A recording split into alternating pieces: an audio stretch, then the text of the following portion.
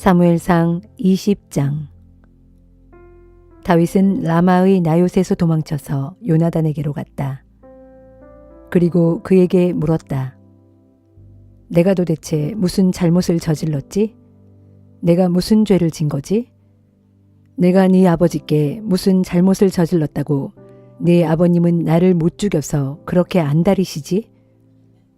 요나단이 대답했다. 그렇지 않아. 아버님은 자네를 죽이지 않을 거야. 그런 일은 있을 수 없어. 아버지는 큰일이든 작은 일이든 언제나 내게 먼저 알려주신다네. 자네를 죽일 생각이었다면 아버님은 그것을 나에게 알려주셨을 거야. 무엇 때문에 그 일만을 숨기시겠나. 그럴 리가 없네.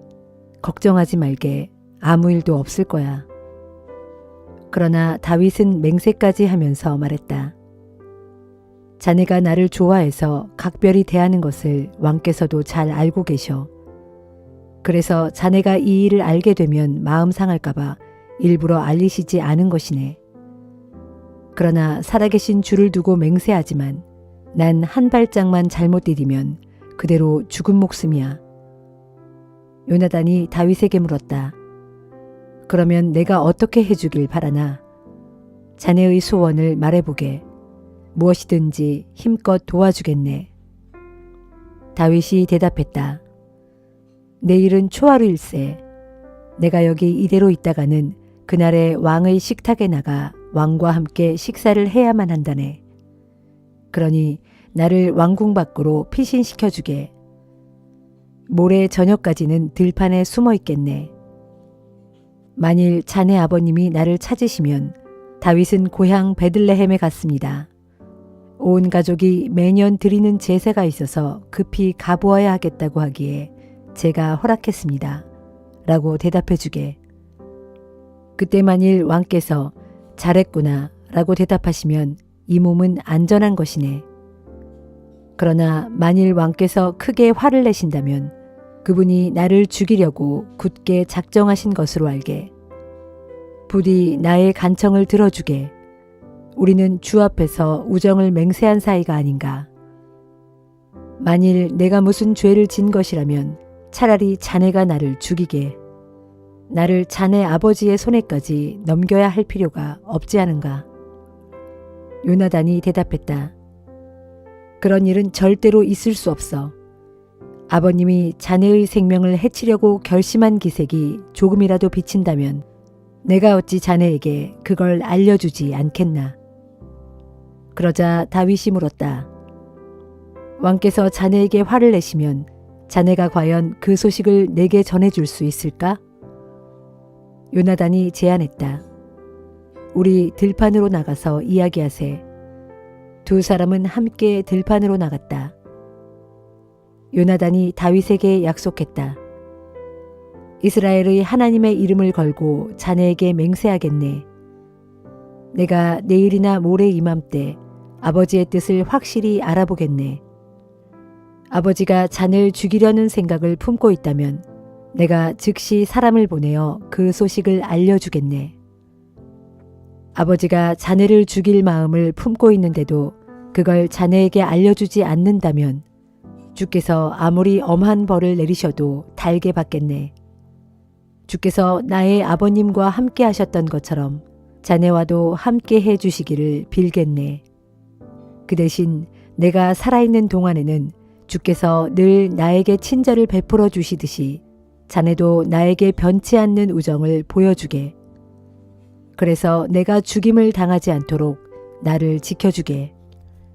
또한 주께서 다윗의 원수들을 한 명도 남김없이 다 쓸어버리시는 날이 오더라도 나의 집안과 의리를 끊지 말고 좋은 관계를 유지해 주게. 요나단은 다윗의 집안과 언약을 맺으면서 말했다.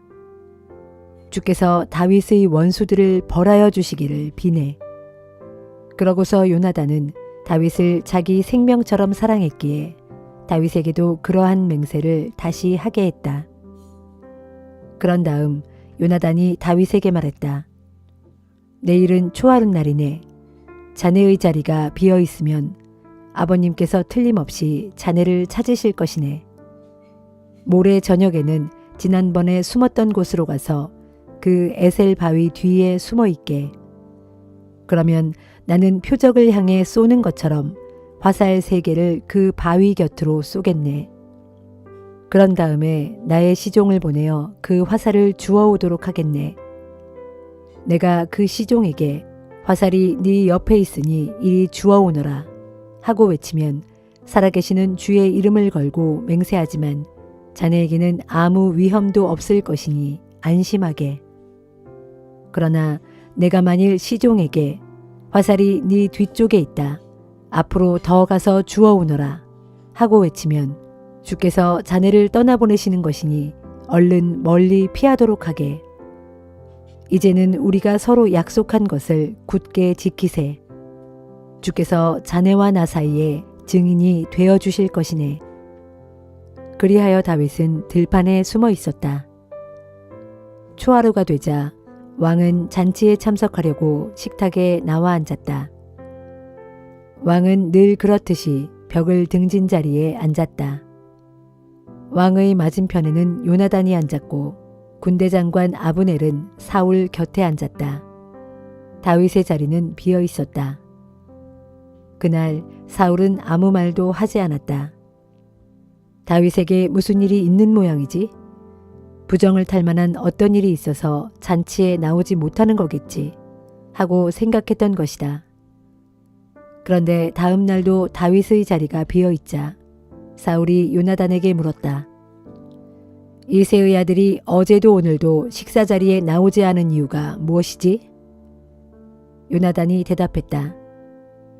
다윗이 급히 자기 고향 베들레헴으로 가봐야 하겠다고 하면서 제게 허락해달라고 간곡히 요청하더군요. 다윗은 제게 이런 말을 했습니다. 집안에 제사가 있는데 형님께서 참석하라고 하셨네. 나를 아낀다면 형들에게로 갈 수 있게 해주게나. 그래서 제가 허락해 주었습니다. 그런 이유로 다윗이 왕의 식탁에 나오지 못한 것입니다. 그러자 사울은 크게 화를 내면서 요나단에게 소리쳤다. 이 악하고 거역하는 못된 계집의 자식아. 네가 이새의 아들놈하고 한패인 줄을 내가 모를 줄 알았더냐? 이 일은 너 자신뿐만 아니라 너를 낳아준 네 어미까지 수치스럽게 하는 일인 줄 정녕 모른단 말이냐. 이새의 아들놈이 세상에 살아있는 한 너와 네 나라는 결코 세워지지 못할 것이다. 당장 사람을 보내어 그놈을 잡아오너라. 그 자는 죽어 마땅한 놈이다. 그러자 요나단이 항의했다. 어째서 다윗이 죽어야만 합니까? 도대체 그가 무슨 잘못을 저질렀습니까? 그 순간 사울은 요나단을 죽이려고 창을 겨누었다. 그제야 요나단은 아버지가 다윗을 죽이려고 단단히 벼른다는 것을 확실히 깨닫게 되었다. 요나단은 분을 참지 못하여 식탁에서 일어났다. 그는 온종일 아무것도 먹을 수가 없었다. 그는 아버지가 자신의 사랑하는 친구 다윗에게 못할 짓을 하고 있는 것이 너무나도 슬펐기 때문이었다.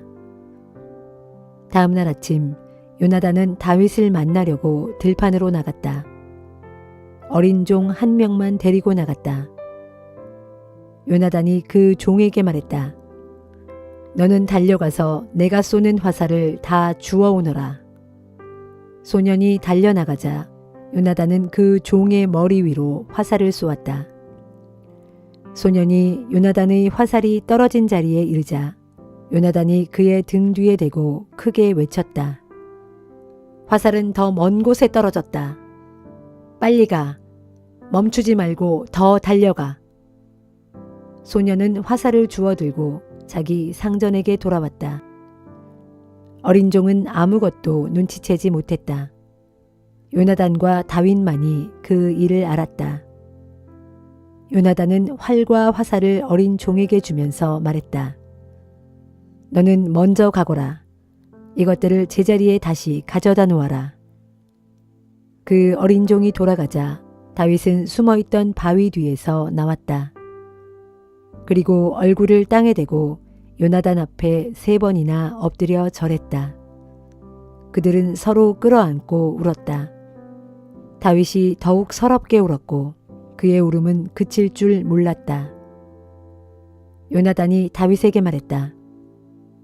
이제 잘 가게. 우리가 주님의 이름을 걸고 맹세한 우정을 부디 잊지 말게. 주께서 자네와 나 사이뿐만 아니라 자네의 자손들과 내 자손들 사이에서도 증인이 되어 주실 것이네. 다윗은 일어나 자기의 길을 떠났고 요나단은 성읍으로 돌아왔다.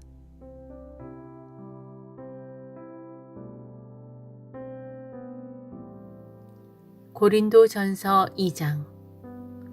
형제들이여, 내가 여러분에게 가서 하나님의 말씀을 전할 때 유식한 말이나 인간의 지혜로 하지 않았습니다.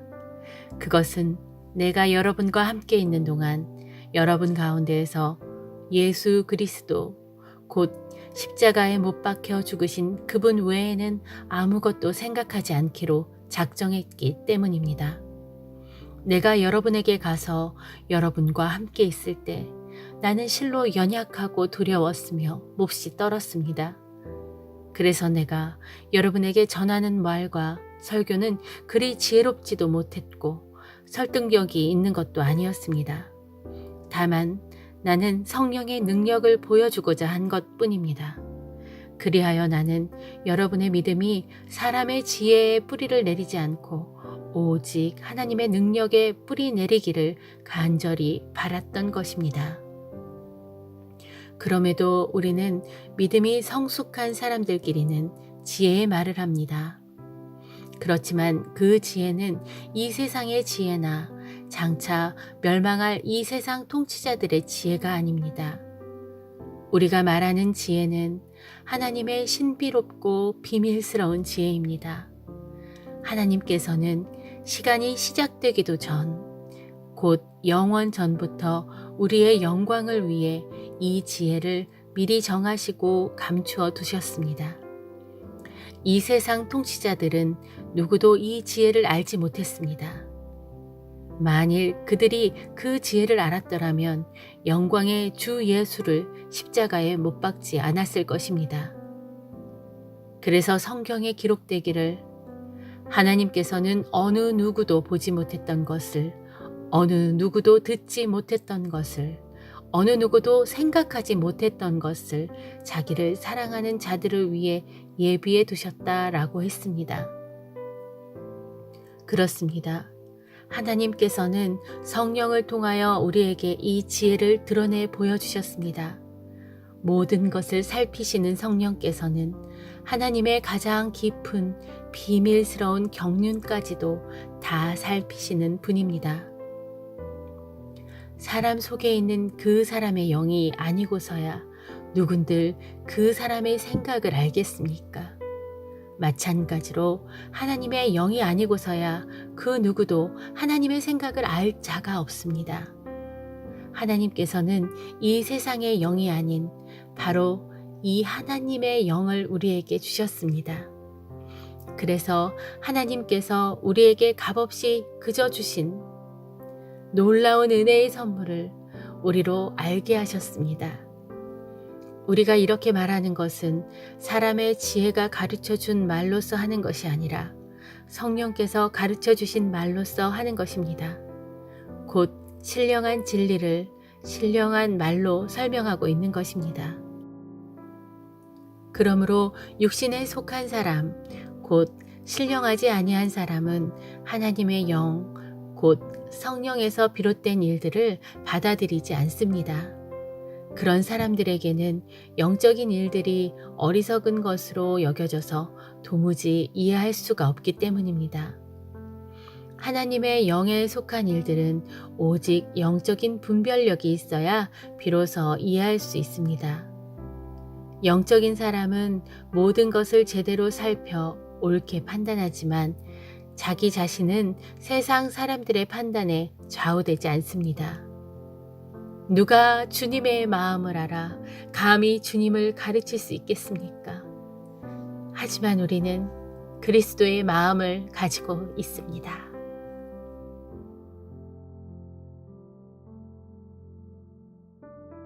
예레미야애가 5장.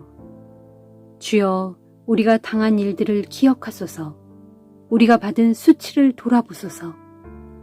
주께서 우리에게 물려주신 땅이 이방인들의 손에 넘어갔고 우리의 고향집이 낯선 자들의 손에 넘어갔습니다. 우리는 아버지 없는 외로운 고아가 되었고 우리 어머니들은 전부 과부 신세가 되고 말았습니다. 이제 우리는 우리의 물을 마시는데도 돈을 주어야 하고 우리의 땔감을 얻는데도 값을 치러야 합니다. 우리를 뒤쫓는 원수들이 우리 뒤에서 바짝 추격하고 있으므로 우리가 몹시 지쳤지만 잠시도 쉴 틈이 없습니다. 우리가 먹을 양식을 구해 우리의 배를 불리려고 이집트 사람들과도 손을 잡았고 아시리아 사람들과도 손을 잡았습니다. 우리의 조상들이 죄를 지었지만 이제 그들은 다 가고 없어졌고 지금 우리가 남아서 조상들의 죄악을 짊어지고 있습니다. 비천한 종들이 우리를 지배하고 있지만 그들의 손에서 우리를 구해낼 자가 아무도 없습니다.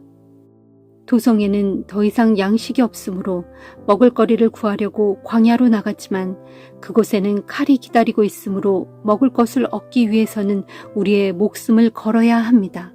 그리하여 너무나 굶주린 나머지 굶주림의 열기로 우리 살갗이 아궁이처럼 검게 타버렸습니다. 이 땅을 침략한 잔인무도한 대적들은 시온에서 여인들은 욕보였고 유다의 각 성읍에서 처녀들을 겁탈했습니다. 대적에게 사로잡힌 우리의 지도자들은 나무에 손이 묶인 채 처형당했고 우리의 장로들은 존경은커녕 멸시와 천대를 받았습니다. 젊은이들은 힘겹게 맷돌을 돌리고 소년들은 무거운 나무찜을 진 채 비틀거립니다. 장로들은 더 이상 선문에 앉지 못하고 젊은이들도 더 이상 노래하기를 그쳤습니다. 우리의 마음에서 모든 기쁨은 자취를 감추었고 우리의 춤은 통곡으로 바뀌고 말았으며 우리의 머리에서 면류관이 땅에 떨어지고 말았으니 아 슬프다. 이 모든 것은 우리가 주께 죄를 지었기 때문입니다. 이로 인해 우리 마음이 지쳐 쇠약해졌고 이로 인해 우리의 눈이 침침해져 어두워지고 말았습니다. 정녕 시온산이 파괴되고 황폐해져서 여우들만이 거기서 어슬렁거릴 뿐입니다. 그러나 주여, 주는 세세토록 영원히 계시고 주의 보좌는 영원토록 대대로 이어집니다. 그러할진대 주께서는 어찌하여 우리를 영원히 잊으시고 어찌하여 우리를 이토록 오랫동안 버려두십니까? 주여, 우리를 다시금 주께로 돌이켜 주소서. 그리하시면 우리가 기꺼이 주께로 돌아가겠사오니 우리의 날들을 새롭게 하셔서 우리의 영광을 옛적같이 회복시켜 주소서. 정녕 주께서는 우리를 아주 저버리신 것입니까? 정녕 주께서는 우리에게 베푸신 그 크신 진노를 영영 풀지 않으시렵니까? 그렇지 않으시다면 우리를 속히 회복시켜 주소서. 시편 36편. 악한 자의 마음속에는 온통 죄의 속삭임 뿐이어서 그의 눈에는 하나님 두려워하는 기색이 조금도 없구나. 저들은 자만심에 가득 차서 자기 죄를 찾아내어 버릴 생각일랑 전혀 하지 못하는구나. 저들은 입만 열었다 하면 모조리 사기와 속임수뿐이니 지혜롭고 선하게 행동하기는 애당초 틀려버렸구나. 저들은 잠자리에 누워서까지도 악한 궁리를 꾸며내고 스스로 죄의 길에 들어서며 악한 짓 행하기를 마다하지 않는구나. 주여, 주의 인자하심은 하늘까지 닿았고 주의 신실하심은 구름까지 닿았습니다. 주의 의로우심은 웅장한 산줄기 같고 주의 공평하심은 깊은 바다와도 같습니다. 오 주여, 정녕 주께서는 사람이나 짐승이나 한결같이 잘 보살펴 주십니다. 오 주여, 한결같은 주의 사랑이 어찌 그리 소중하지요. 귀한 자나 천한 자나 모두가 주의 날개 그늘 아래로 피하여 숨습니다. 그들은 주의 집에서 배불리 마음껏 먹고 주께서 베푸시는 어진 은총의 시냇가에서 기쁨의 물을 한없이 마실 것입니다. 사람을 살리는 생명의 샘물이 주께 있으니 우리가 주의 환한 빛 가운데서 광명을 봅니다. 오 주여, 주께서는 주를 섬기는 이들에게 한결같은 사랑을 베풀어 주소서. 마음이 올바른 이들에게 주의 변함없는 의를 베풀어 주소서. 오만한 자들의 발에 이 몸이 짓밟히지 않게 해 주시고 사악한 자들의 손이 이 몸을 쫓아내지 못하게 해 주소서. 보라, 악한 짓을 일삼는 무리들이 고꾸라진다. 그들은 고꾸라져서 다시는 일어나지 못하리라.